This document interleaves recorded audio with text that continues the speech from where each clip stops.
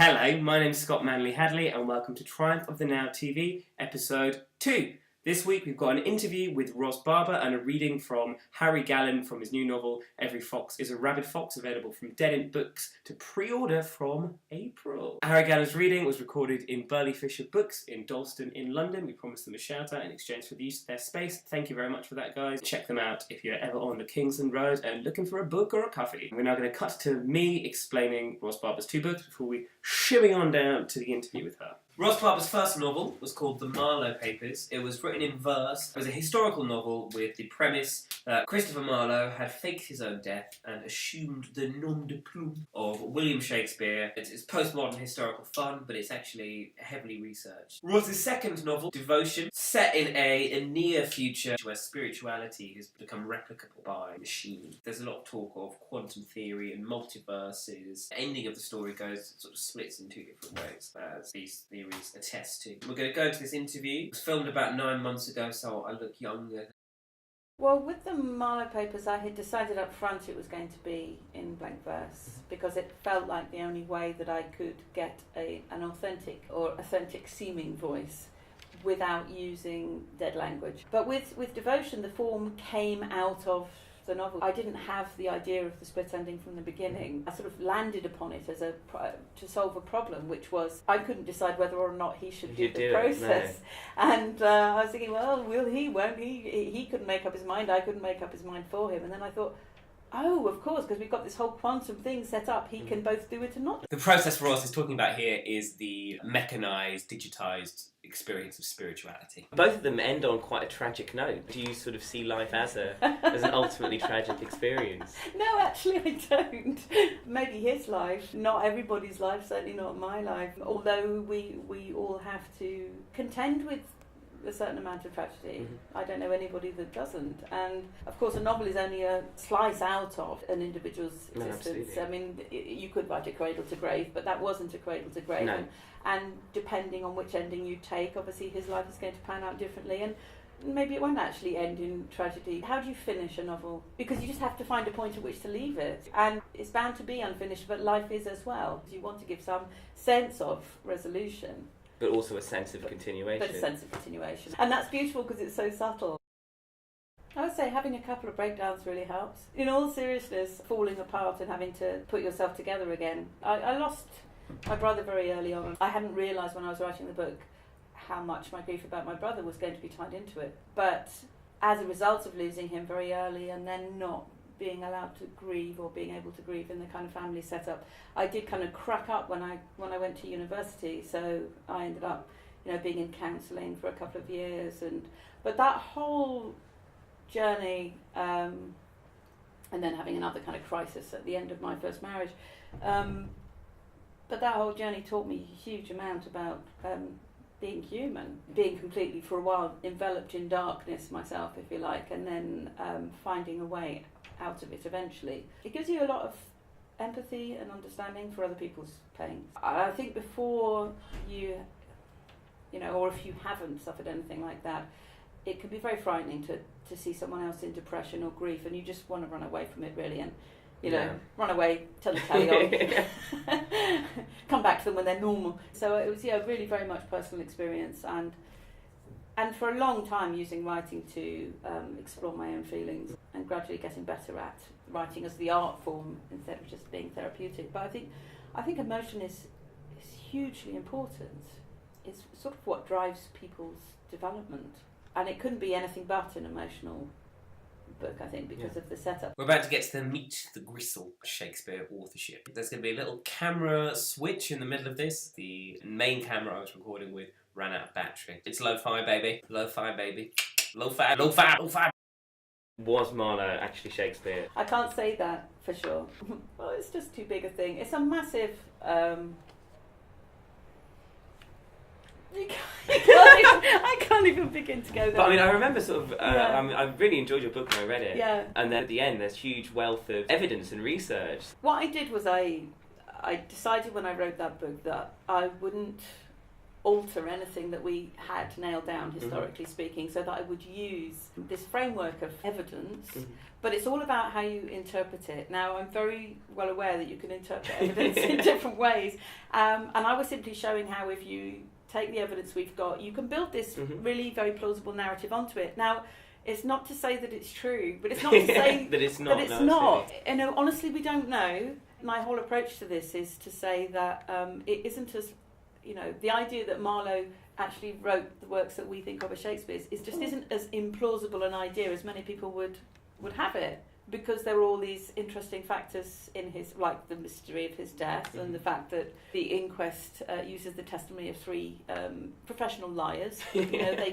So that makes that whole thing a question mark. And he did have means, motive, and opportunity to fake his death, and actually people fake their deaths on far less reason, just to escape a bad marriage and that kind of thing, and he was actually essentially going to be executed for heresy and atheism, and because he worked for the intelligence services, which we know he did, he had friends in high places, he had the connections, he had people who could spirit him out of the country. It wasn't so difficult to fake your death then. You didn't even have photographs or DNA or cash point cards by which you could be traced across Europe. If you moved in, if you went to northern Italy, that was so far away in terms of travelling time. It's very unlikely to be found, and no one would know what you look like anyway. That's because true.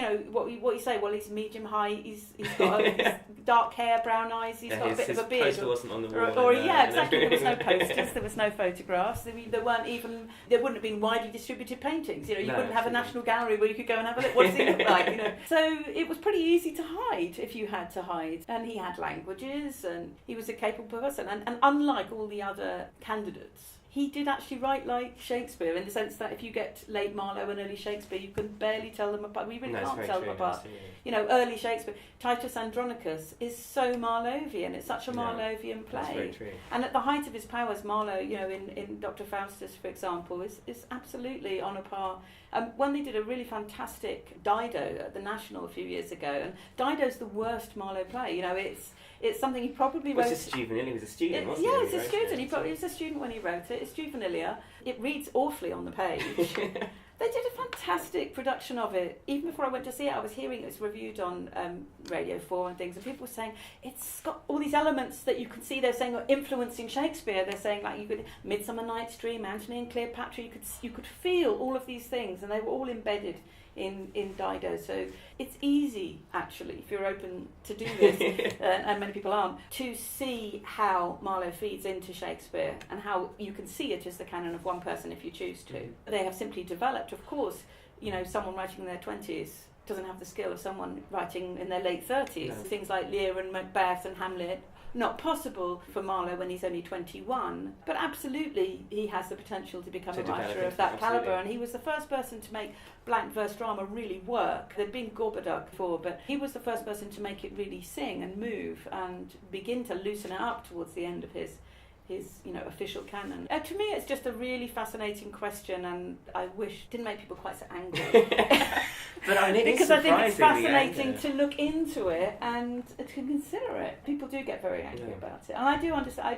I used to ask people, why do people get so angry about this? Someone said it's a bit like being told that your parents aren't your parents. And I do think in a sort of relatively secular society, Shakespeare is God. So it's like questioning God in the mid-19th century. It's like Darwinism or something like that. But it upsets people. If you've built Shakespeare, the traditional conception of Shakespeare, into your worldview very solidly, you don't want that to be shaken up. I love Marlowe, but I think a lot of what I like about him is his youthful aggression rather than what Shakespeare develops into. The Massacre at Paris is almost the most extreme, and that's sort of what he went out on. It's depicting something really extreme. Yes, no, absolutely. You can't get away from that. And it still has humour. I mean, there was great production at the Rose, and it's something you never see because it's such a mangled text. It's very rarely performed. And when I went to see the production at the Rose, I thought, this is a great play. We should see this more often. It really was. People think, for example, that Marlowe's not humorous. There is funny in everything he does, and we know that Tamburlaine's had its funny bits cut out of it because the printer admits it. There were comedy sections, and I didn't think it was appropriate to take them out. The comedy in Massacre at Paris, for example, is so Shakespearean. It's so much like, for example, the gravedigger scene or something like that. It's, the common man having their little bit of thing. But I think when you say, all youthful aggression and sex. There's this thing about we have a conception of the writer and we read their works through that Yes, lens. no, absolutely. So people have a conception of Marlowe as violent because he died a violent death, and so they read violence in him, but there's way more violence in the Shakespeare. But no one ever goes, oh, Shakespeare was a violent man, because we've got this thing of gentle Shakespeare. Titus Andronicus is surely the worst for that. Virginia's rape and, having her hands cut off and her tongue cut out. And when you see that done fully with all the blood, it's stomach churning. Oh, and sun's baked in a pie as well, let's not forget. But yes, you can see it as the work of one person who actually got a continued interest in violence, you might say. Thank you very much to Ros Barber for that interview. We're now going to head off to Burley Fisher Books for a reading from Harry Gallen. This is an extract from my new novel, Every Fox is a Rabid Fox. In the middle of the night, I heard a baby crying. At first, I didn't think it was a baby crying. At first, I thought it was my mother.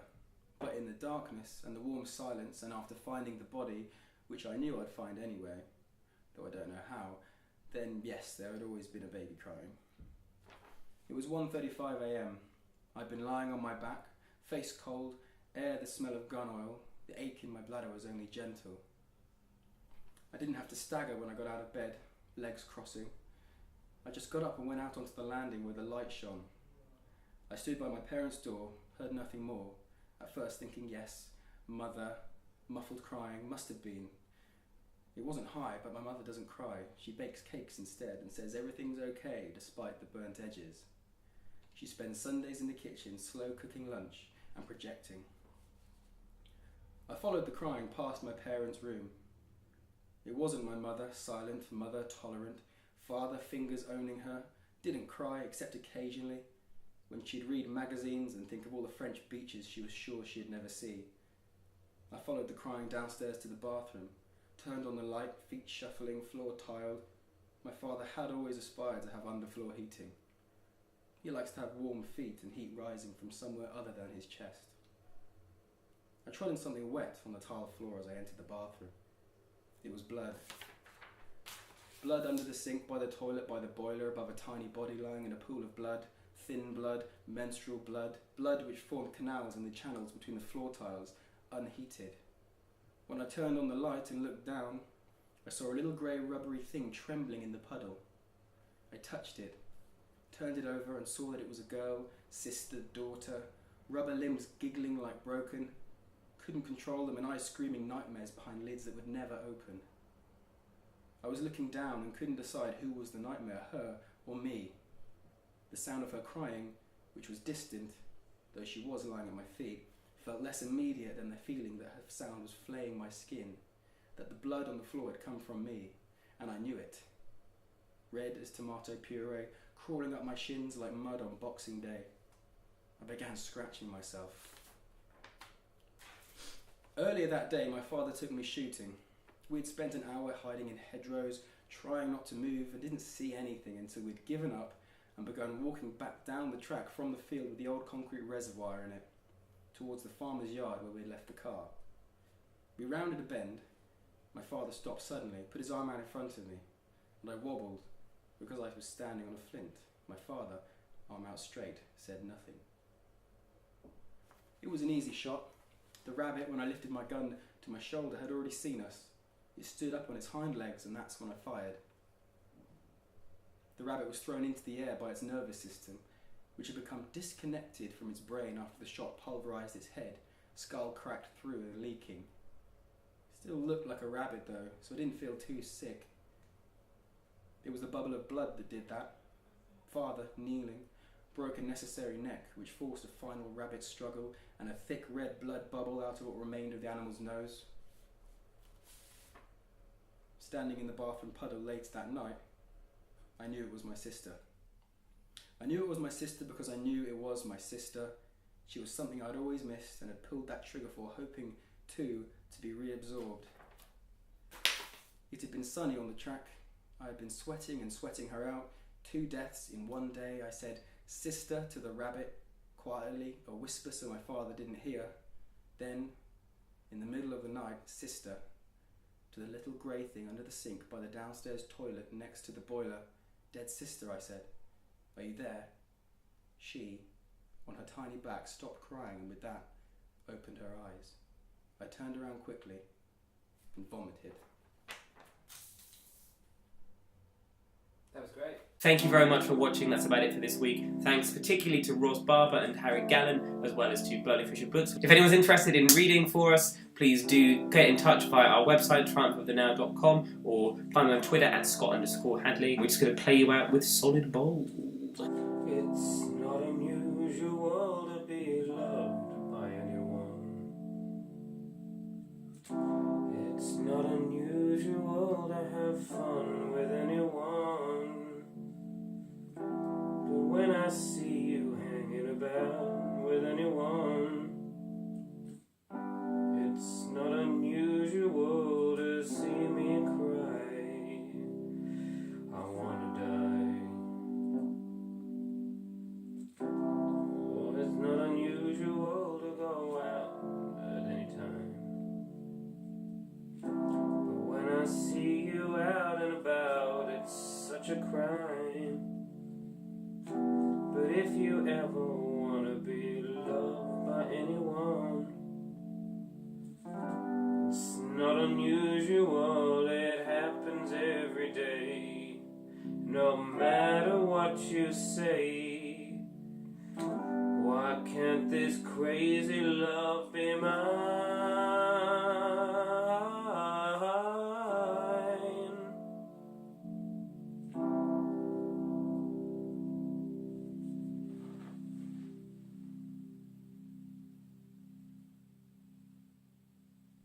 That was all right.